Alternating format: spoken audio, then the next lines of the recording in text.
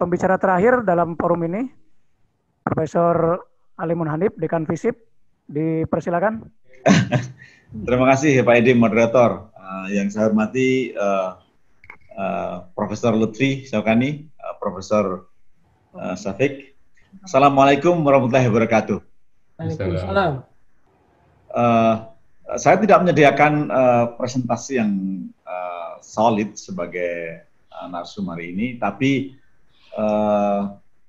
data-data yang diberikan oleh Pak Lutfi dan Pak Syafiq tadi menggambarkan terjadinya semacam variasi, ya, bahkan cenderung ekstrim dalam hal seberapa kuat persyaratan-persyaratan sosial, politik, ekonomi, dan bahkan mungkin kebudayaan gitu ya, kultural, yang dimiliki oleh negara-negara mayoritas Muslim dalam katakanlah quote-unquote menyongsong abad demokrasi. Jadi ketika demokrasi sudah menjadi semacam international norm yang menjadi ukuran bagi sebuah negara dalam hal partisipasi publik, kebebasan, civicness, keadaban publik gitu ya, public spirit dan sebagainya, itu semakin melekat di dalam sistem politik internasional. Nah, variasi itulah yang ingin saya coba elaborasi di sini. Apa yang terjadi dengan dunia Islam? Mengapa negara-negara lain sudah beranjak untuk menjadi demokrasi dan dengan kesiapan-kesiapan mereka itu menganut sistem demokrasi, tetapi dunia Islam justru relatif tertinggal. Kalau kita bayangkan negara-negara Muslim di Timur Tengah misalnya, kita betul-betul pesimis, kecuali apa yang terjadi di Tunisia yang semakin lama semakin menampakkan keinginan untuk tumbuh sebagai negara demokrasi, tapi negara-negara yang lain, bahkan Turki sekalipun semakin mengalami apa yang Lutfi sebut tadi sebagai illiberal demokrasi, atau katakanlah semacam jalan mundur demokrasi karena berbagai hal-hal yang merintangi berjalannya norma-norma demokrasi secara baik. Nah, pengamatan saya pada dunia Islam, saya secara langsung merujuk pada pengalaman Timur Tengah, tampaknya yang terjadi adalah warisan-warisan dinamika politik masa lalu yang masih menyandra aktor-aktor politik yang semestinya sudah menyerap ide-ide dan perjuangan demokrasi untuk lalu kemudian regress, ya, mundur kembali. Nah, pengalaman di berbagai negara lain itu tampaknya memiliki kesamaan, sebuah proses yang paralel dengan apa yang terjadi di Timur Tengah. Warisan dinamika politik itu pertama-tama tentu saja adalah proses pendirian negara yang akhirnya memberi ruang yang relatif sempit bagi aktor-aktor politik di negara yang bersangkutan untuk bergerak maju untuk memperjuangkan demokrasi. Dan yang kedua tentu saja adalah kuatnya institusi tradisional, khususnya keagamaan, sosial keagamaan, yang mengekang tumbuhnya aspirasi-aspirasi kebebasan. Dalam poin yang kedua ini, saya lebih percaya bahwa penurunan indeks demokrasi di beberapa negara yang sudah mencapai derajat yang relatif baik, seperti Indonesia, Turki, Malaysia, dan sebagian mungkin Mali bahkan, itu mengalami penurunan tingkat indeksnya semata-mata karena dipicu oleh ketidakmampuan negara sebagai pemilik pemangku otoritas penegakan hukum melawan institusi-institusi sosial, khususnya keagamaan. Dalam pengertian yang lebih real sebenarnya adalah ulama. Ya. Yang pertama saya begini, warisan-warisan proses politik di masa lalu itu semacam mengunci aktor-aktor politik yang saat ini sebenarnya bertanggung jawab atau bahkan mungkin mempunyai kewajiban untuk membuat semacam institusional push terhadap demokrasi. Itu tidak terjadi karena ongkos politik yang terlalu mahal, tetapi reward yang mereka peroleh terlalu sedikit untuk bisa bergerak maju ke dalam demokrasi tadi itu.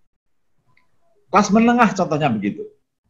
Kalau kita amati dari berbagai laju pertumbuhan pembangunan ekonomi dan juga katakanlah pendidikan, ya, peningkatan tingkat pendidikan, yang saya maksud pendidikan adalah pendidikan sekuler, itu bisa kita gambarkan bahwa dunia Islam melesat jauh. Kecuali di tempat seperti Pakistan, ya, Bangladesh tentu saja masih Afrika udah. Tapi Timur Tengah umumnya mereka menyediakan level kelas menengah yang sangat baik. Pendidikan maju, pendapatan juga meningkat, organisasi juga terjadi dan seterusnya. Timur Tengah untuk masa yang sangat lama, 20 tahun terakhir lah, saya kira mereka enjoy dengan kualitas kelas menengah yang sangat baik. Tetapi karena rezim yang yang hidup di negara-negara Timur Tengah tadi itu tidak melakukan semacam penyelesaian berbagai masalah yang tidak tuntas ketika pendirian negara itu terjadi, maka negara ini betul-betul enjoy dari semua aktor politiknya, semua segmen masyarakatnya, itu enjoy dengan otoritarianisme. Ulama, profesional, aktor-aktor ekonomi terbaik, cendekiawan, bahkan militer-militer reformis pun yang liberal tadi itu tidak tumbuh sebagai para pejuang demokrasi. Itu yang saya gambarkan ketika Mesir, katakanlah begitu ya, itu mengalami proses transisi yang sangat signifikan dari segi momentum dan kapasitas aktor-aktor politiknya untuk tumbuh sebagai demokrasi sejati itu tidak bergerak menuju konsolidasi demokrasi. Rezim otoriter tumbang, yakni diktator Hosni Mubarak pada 2011 betul-betul tidak mempunyai leverage lagi untuk tumbuh sebagai pimpinan nasional, lalu digantikan dengan militer, ya, sekelompok pemilihan kolektif militer dalam SCAF, lalu setelah pemilu Ikhwan dengan Free Justice Party-nya itu menjadi pemenang pemilu, bahkan ditopang oleh kelompok Salafi. Peluang untuk menjadi negara demokrasi sudah di depan mata sebenarnya. Peluang untuk tumbuh sebagai aktor-aktor demokrasi sejati di mana situasi yang sangat rentan karena masa transisi itu dihadapkan pada mereka betul-betul tidak memikirkan bahwa konsolidasi jangka panjang lebih penting daripada keuntungan kekuasaan yang mereka raih. Begitu Ikhwan menang, lalu kemudian diberi kepercayaan untuk diberi mandat untuk memerintah, bukan masalah-masalah pemerintahan mereka yang mereka selesaikan, tetapi justru keinginan untuk mendominasi semua level kekuasaan, baik itu politik, ekonomi, dan kebudayaan. Pertama-tama yang dilakukan Ikhwan adalah amandemen konstitusi. Mereka mengira bahwa dengan amandemen konstitusi, lalu kemudian mereka bisa memasukkan agenda-agenda keislamannya ke ruang publik, maka mereka akan menjadi semacam negara dengan mandat yang total, mempunyai tingkat perembesannya, penetrasi ke bawah, seolah-olah mereka akan didukung oleh seluruh rakyat. Kemenangan 71% dalam pemilu Islamis secara keseluruhan, ya, yakni Salafi, Reformis Wasat, dan juga Ikhwan, FGP, sebenarnya menggambarkan pada kita bahwa demokrasi sudah di depan mata. Dan dengan kekuasaan keterpilihan yang segitu besar, maka sangat mungkin mereka akan tetapi kenyataannya kan tidak. Ikhwan tumbuh menjadi seorang sekelompok masyarakat, komunitas pemenang demokrasi, tetapi kurang mempunyai kultur demokrat. Nah, pada tingkat itulah sebenarnya begitu situasi yang sangat rentan tadi itu dimanfaatkan oleh mereka dengan sangat mudah itu. Kelompok-kelompok yang anti Ikhwan lalu menyatu dalam kekuatan yang sangat besar, demonstrasi terjadi di mana-mana. Kalau kita ingat pada Juli 2013, yakni beberapa bulan sebelum kudeta, koalisi anti Ikhwan yang sebenarnya juga para demokrat juga, liberal, militer reformis, lalu kemudian kelompok-kelompok wafd, ya, kapitalis murni lah, pengusaha dan sebagainya yang dulu dibesarkan oleh Pak Mubarak, itu bersatu untuk menembangkan Ikhwan dan memakai militer untuk menjadi jalan supaya kudeta terjadi. Di situ sebenarnya watak demokrat sejati yang tumbuh itu tidak cukup kuat untuk menopang masa transisi dan akhirnya demokrasi tumbang, dan kita sampai sekarang tidak tahu lagi kapan lagi nih demokrasi Mesir akan ada, peluang. Ini berbeda dengan Indonesia ketika masa-masa rentan tadi itu dialami. Jadi Habibie kalah, ya sudah, dia mundur. Lalu Gus Dur menang, meskipun secara de facto Mega yang berjaya dalam pemilu, ya sudah, Mega tunggu waktu cukup untuk menjadi orang nomor 2 di Republik Indonesia. Gus Dur dipersilahkan, meskipun Gus Dur tidak diterima semua pihak pada tahun kedua, ketiga digulingkan, dan dia tidak berusaha untuk membujuk militer masuk ke dalam arena. Itu apa yang dialami Gus Dur semestinya dimiliki oleh orang-orang Ikhwan ketika dia memang membutuhkan dukungan di luar dirinya, di luar Islamis, ya. Nah, inilah yang terjadi di hampir semua tempat dunia Islam. Konfigurasi kekuatan sebagai warisan panjang tentang pendirian negara itu tidak menumbuhkan kultur demokrat, dan akhirnya perjuangan demokrasi juga tidak potensial secara baik.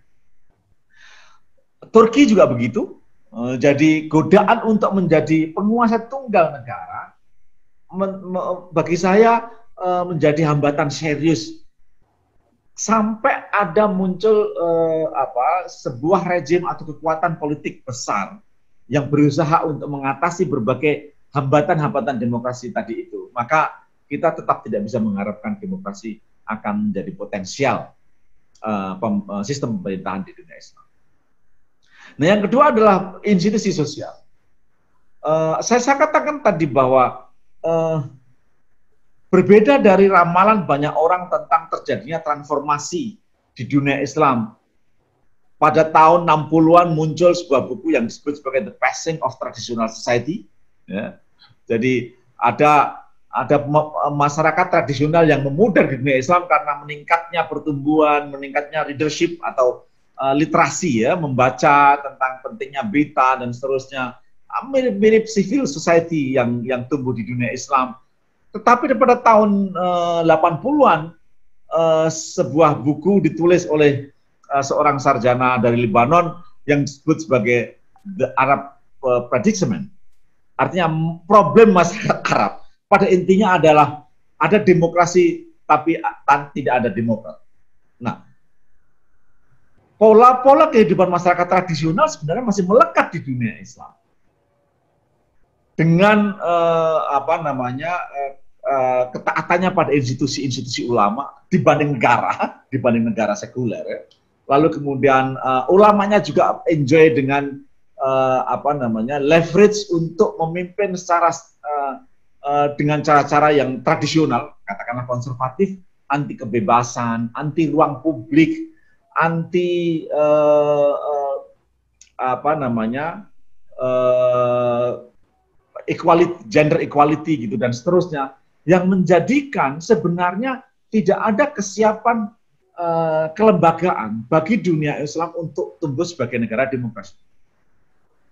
Kecuali apa yang terjadi di beberapa tempat termasuk Malaysia dan Indonesia, di mana cendekiawan Muslimnya itu berupaya melakukan semacam reformasi pemikiran yang bukan hanya pemikiran-pemikiran. Saya kagum dengan karya Lutfi di sini.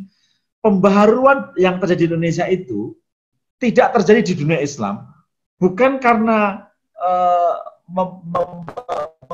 masalah-masalah Mu'tazilah, rasionalitas, progres dan sebagainya, tetapi pembaruan di dunia Indonesia itu dilekatkan dalam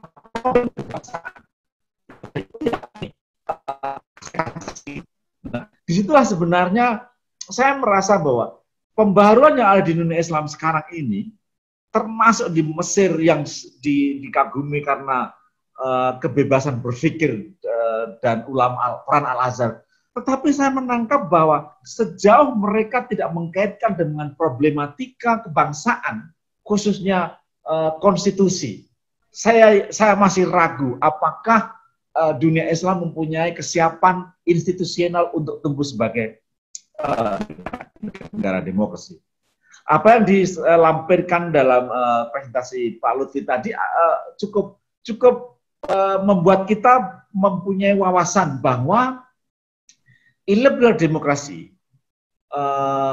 undemocratic constitutions itu hidup bukan hanya dia diciptakan pada waktu negara ini berdiri, negara-negara di dunia ini berdiri, tetapi memang dia didukung oleh lembaga-lembaga institusional tradisional yang masih hidup tadi itu, yakni ulama.